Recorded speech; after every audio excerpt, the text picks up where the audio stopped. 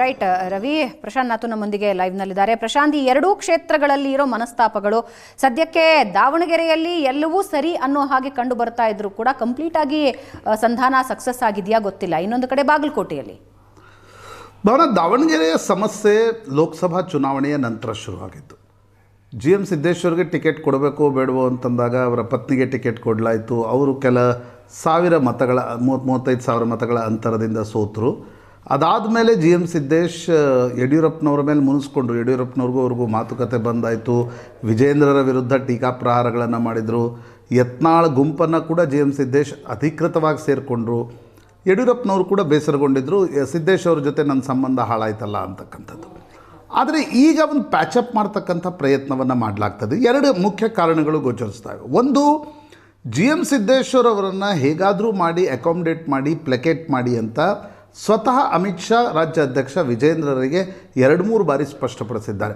ಹೀಗಾಗಿ GM ಸಿದ್ದೇಶ್ವರ್ ಅವರು ಮುನಿಸ್ಕೊಂಡು ಹೋಗಿ ಈ ಬೈ ಎಲೆಕ್ಷನ್ಸನ್ನು ನಡೆಸುವ ಸ್ಥಿತಿಯಲ್ಲಿ ಯಡಿಯೂರಪ್ಪನವರು ಮತ್ತು ವಿಜೇಂದ್ರ ಕೂಡ ಇಲ್ಲ ಅಂತದ್ದು ಸ್ಪಷ್ಟ. ಯಾಕಂದರೆ GM ಸಿದ್ದೇಶ್ವರ್ ಸಾದರ ಲಿಂಗಾಯತರ ಭಾಗದಲ್ಲಿ, ದಾವಣಗೆರೆ, ಚಿತ್ರದುರ್ಗ ಈ ಭಾಗದ ಸಾದರ ಲಿಂಗಾಯತರಲ್ಲಿ GM ಸಿದ್ದೇಶ್ವರ್ ಅವ್ರಿಗೊಂದು ಒಳ್ಳೆಯ ಹೆಸರಿದೆ. ಶಾಮನೂರು ಶಿವಶಂಕರಪ್ಪ ಕುಟುಂಬವನ್ನು ಎದುರಿಸೋರು ಯಾರಾದರೂ ಇದ್ದರೆ ಅದು ಸಿದ್ದೇಶ್ವರ್ ಅಂತಕ್ಕಂಥ ಮಾತಿದೆ.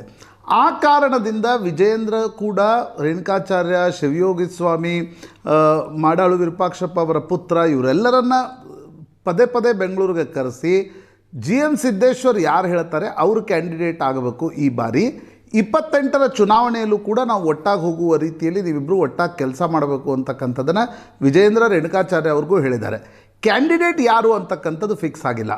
ರೇಣುಕಾಚಾರ್ಯ ಶಿವಯೋಗಿ ಸ್ವಾಮಿ ಬಣ ಏನಿದೆ ಆ ಬಣ ಹೇಳ್ತಾ ಇದೆ, ಇಲ್ಲ ಹಿಂದೆ ಅಜಯ್ ಕುಮಾರ್ ಸ್ಪರ್ಧೆ ಮಾಡಿದರು 2023ರ ಚುನಾವಣೆಯಲ್ಲಿ, ಅವರೇ ಕ್ಯಾಂಡಿಡೇಟ್ ಆಗಬೇಕು ಅಂತಕ್ಕಂಥದ್ದನ್ನು ರೇಣುಕಾಚಾರ್ಯ ಬಣ ಹೇಳ್ತಾ ಇದ್ದರೆ, ಸಿದ್ದೇಶ್ವರ್ ಮತ್ತು BP ಹರೀಶ್ ಹೇಳ್ತಾ ಇದ್ದಾರೆ ಆ ಒಂದು ಪರ್ಟಿಕ್ಯುಲರ್ ಕ್ಷೇತ್ರ ಏನಿದೆ ಅಲ್ಲಿ ಲಿಂಗಾಯತರಿಗೆ ಕೊಡುವ ಬದಲು OBCಗೆ ಟಿಕೆಟ್ ಕೊಡೋಣ. ಹೀಗಾಗಿ ಯಶವಂತರಾವ್ ಹಳೆ ಹಿಂದೆ ಏನು ಪ್ರಯೋಗಗಳಾಗಿದ್ವು ಆ ಪ್ರಯೋಗವನ್ನು ನಾವು ದಾವಣಗೆರೆಯಲ್ಲಿ ಮಾಡೋಣ ಅಂತಕ್ಕಂಥದ್ದು GM ಸಿದ್ದೇಶ್ವರ್ ಮನಸ್ಸಿನಲ್ಲಿದೆ.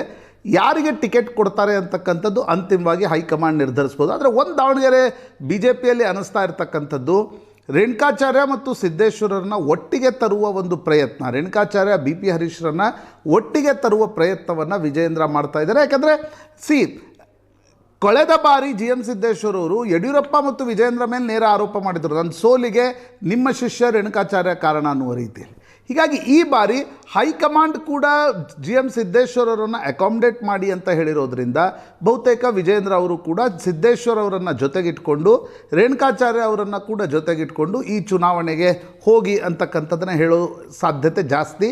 ಆದರೆ ನೋಡಿ, ದಾವಣಗೆರೆ ಒಂದು ಪಿಕ್ಯುಲಿಯರ್ ಕ್ಷೇತ್ರ. ಶಾಮನೂರು ಶಿವಶಂಕರಪ್ಪನವರ ನಿಧನದಿಂದ ತೆರವಾಗಿರ್ತಕ್ಕಂಥ ಕ್ಷೇತ್ರದಲ್ಲಿ ಶಾಮನೂರು ಕುಟುಂಬದಿಂದ ಯಾರು ನಿಲ್ತಾರೆ ಅಂತಕ್ಕಂಥದ್ದು ಭಾಳ ಮುಖ್ಯ ಆಗುತ್ತೆ.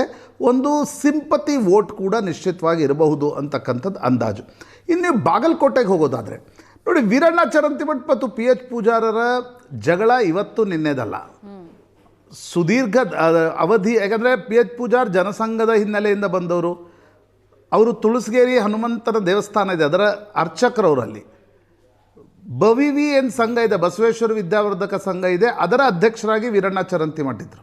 ಹೀಗಾಗಿ ವೀರಣ್ಣ ಚರಂತಿಮಠ್ ಅಲ್ಲಿ ಆಲ್ಟರ್ನೇಟಿವ್ಲಿ ಗೆಲ್ತಿದ್ದಾರೆ. ಒಮ್ಮೆ ವೀರಣ್ಣ ಚರಂತಿಮಠರು, ಒಮ್ಮೆ ಮೇಟಿ ಗೆಲ್ತಾ ಇದ್ದರು. ಮೇಟಿಯವರ ಸಾವಿನ ನಂತರ ತೆರವಾಗಿರ್ತಕ್ಕಂಥ ಒಂದು ಕ್ಷೇತ್ರದಲ್ಲಿ ಸಿಂಪತಿ ಕೂಡ ಇರುತ್ತೆ. ಆದರೆ ಒಂದು BJPಗೆ ಇರ್ತಕ್ಕಂಥ ಲಾಭ ಅಂತಂದರೆ ಮೇಟಿ ಕುಟುಂಬದಲ್ಲಿ ದೊಡ್ಡ ಮಟ್ಟದ ಒಡಕಿದೆ. ನನಗೆ ಟಿಕೆಟ ನಿನಗೆ ಟಿಕೆಟ ಅಂತಕ್ಕಂಥದ್ರ ಬಗ್ಗೆ ಒಡಕಿದೆ. ಹೀಗಾಗಿ ವೀರಣ್ಣ ಚರಂತಿಮಠರಿಗೆ ಟಿಕೆಟ್ ಕೊಟ್ಟರೆ PH ಪೂಜಾರನ್ನು ಅಕಾಮಿಡೇಟ್ ಮಾಡಬಹುದಾ, ಅವರನ್ನು ಆನ್ ಬೋರ್ಡ್ ತೆಗೆದುಕೊಳ್ಬೋದಾ ಅನ್ನುವ ಪ್ರಯತ್ನವನ್ನು ರಾಜ್ಯ BJP ಮಾಡ್ತಾ ಇದೆ. ಆದರೆ PH ಪೂಜಾರ್ ಮತ್ತು ವೀರಣ್ಣ ಚರಂತಿಮಠರ ಜಗಳ ಯಾವುದೋ ಒಂದು ನಿರ್ದಿಷ್ಟ ಕಾರಣಕ್ಕಿಲ್ಲ, ಅದು ದಶಕಗಳಿಂದ ಆ ಜಗಳ ನಡ್ಕೊಂಡೇ ಬಂದಿದೆ. ಹೀಗಾಗಿ ಚರಂತಿಮಠ ಆದರೆ ಏನೋ PH ಪೂಜಾರ್ ಅವ್ರು ಬಂದು ಕೆಲಸ ಮಾಡಿಬಿಡ್ತಾರೆ ಅಂತಕ್ಕಂಥ ಸ್ಥಿತಿ ಸದ್ಯಕ್ಕಂತರೂ ಕಾಣ್ತಾ ಇಲ್ಲ. PH ಪೂಜಾರ್ ಮೊನ್ನೆ ನಂಗೆ ವಿಧಾನಸಭೆ ಸೌಧದಲ್ಲೂ ಸಿಕ್ಕಿದ್ರು. ಕೇಳಿದೆ ನಾನು ಅವ್ರನ್ನ, ಏನು ಚರಂತಿಮಠಕ್ಕೆ ಸಿಕ್ಕರೆ ಕೆಲಸ ಮಾಡ್ತೀರಾ ಅಂತಕ್ಕಂಥದ್ರ ಬಗ್ಗೆ. ಅವರು ನಗು ಉತ್ತರ ಆಗಿತ್ತೆ ಹೊರತು ಅವರು ಏನನ್ನೂ ಕೂಡ ಹೇಳಲಿಲ್ಲ. ಆದರೆ ಚರಂತಿಮಠರಿಗೆ ಟಿಕೆಟ್ ಕೊಡಬೇಡಿ ಅನ್ನೋದನ್ನು PH ಪೂಜಾರ್ ಹೋಗಿ ವಿಜೇಂದ್ರರಿಗೆ ಹೇಳಿದ್ದಾರೆ. ವೀರಣ್ಣ ಚರಂತಿಮಠ ಏನಿದ್ದಾರೆ, ಯಾವುದೇ ಕಾರಣಕ್ಕೂ ಕೂಡ ನಾನು ನಿಂತರೆ ಗೆದ್ದು ಬರ್ತೀನಿ ಅಂತಕ್ಕಂಥದ್ದನ್ನು ಯಡಿಯೂರಪ್ಪನವ್ರಿಗೂ ವಿಜೇಂದ್ರರಿಗೂ ಸ್ಪಷ್ಟಪಡಿಸಿದ್ದಾರೆ.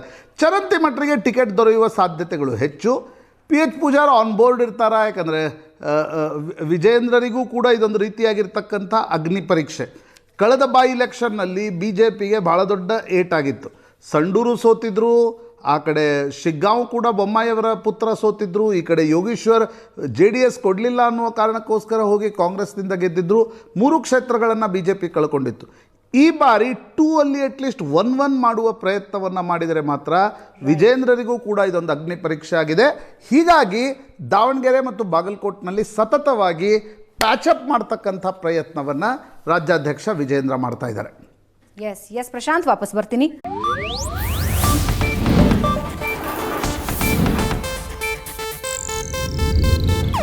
ಇದು ಏಷ್ಯಾನೆಟ್ ನ್ಯೂಸ್ ನೆಟ್ವರ್ಕ್ ಪ್ರಸ್ತುತಿ.